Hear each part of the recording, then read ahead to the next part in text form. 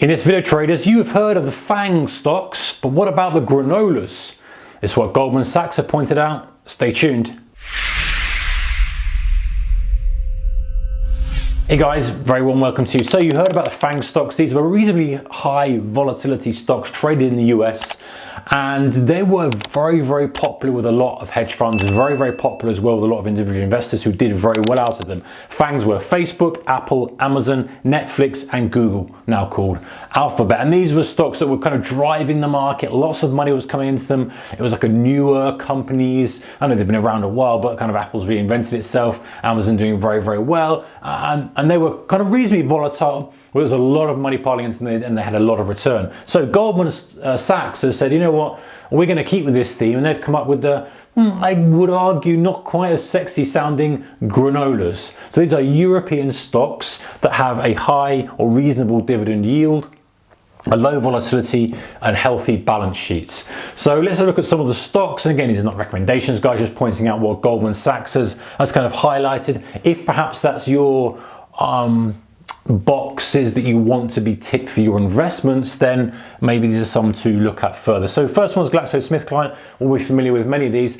Pharmaceutical company doing all sorts of things like drugs and vaccinations and all this stuff that you'd expect from a pharma company. Roche holding, again, similar type of thing, that they do add in their description, they do some sort of biotech. We're not talking about all these small cap biotechs, guys. These are a big boy company. Pharmaceuticals, again, vaccinations, the same kind of thing as Glaxo. ASML, now it's the only one that's a semiconductor chip company here, and you would think that, well, this seems a bit strange to have a chip company in here. Now maybe Nvidia or something like that would be a little bit of a, or ARM Holdings, or any of these kind of companies that are doing similar things would be a little bit more volatile. But for whatever reason, Goldman Sachs feels that this is low volatility, has a healthy balance sheet and good dividend yield. So that one's in there, ASML. Then we've got Nestle, probably familiar with that. Consumer brands, get your shreddies from there, get water, Petcare stuff. And then there's a little bit of poetic license with the O, but it's Goldman, we'll let them off.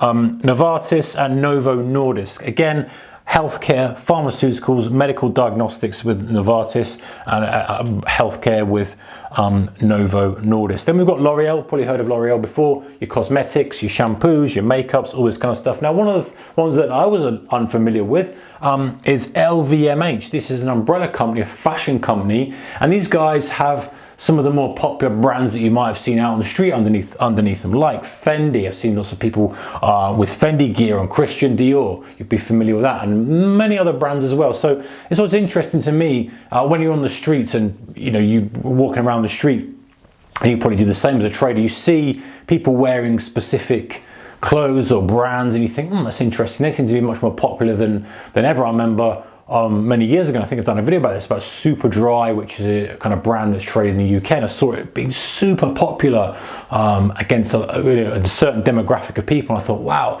and actually that was the start of a big run, and earnings came in a big run. So it's not always as clear cut as that, of course, but sometimes when you see these brands out on the street, you see it's super popular, you think, who owns this? Who's going to make the money out of this? And you kind of type it in and look into Google and it's not listed. But actually, very often they're an umbrella company that holds them, and this is LVMH is a kind of good example of that. AstraZeneca, another classical pharmaceutical company, been around ages, doing drugs and vaccinations and all the stuff that these pharma guys do.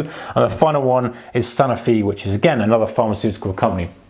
Something to be mindful of, guys, is you are significantly overweight pharma here, which might suit you, might not. There is the argument that that's going to be solid, stable, and with the current climate will continue to make good, strong revenue. The other counter argument to that is, hey, have they been bid up quite aggressively already because of the coronavirus outbreak, because of the pandemic? People are assuming they're going to make some money of it. Maybe money will flow out of it. Again, entirely up to you. One more thing to point out, guys, if you wanted some higher volatility stuff, you could always stick with a broader low volatility portfolio like this. And again, never ever a recommendation. You've always got to do your own research and stuff. But you could add little high volatility plays in. So if you liked the biotech stuff, rather than going the high market cap slow chuggers, maybe put some smaller biotechs that are really volatile, again super risky as well, but can give a good boost to the portfolio, can can kind of take a bit of a hammering, and you can sprinkle some more high volatility bits in, same with the chip makers and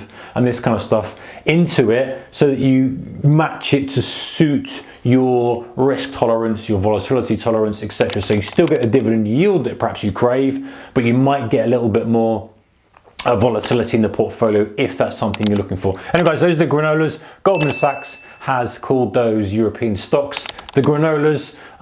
Hope that's of some use and interest to you. Take care guys, see you next one. Bye bye.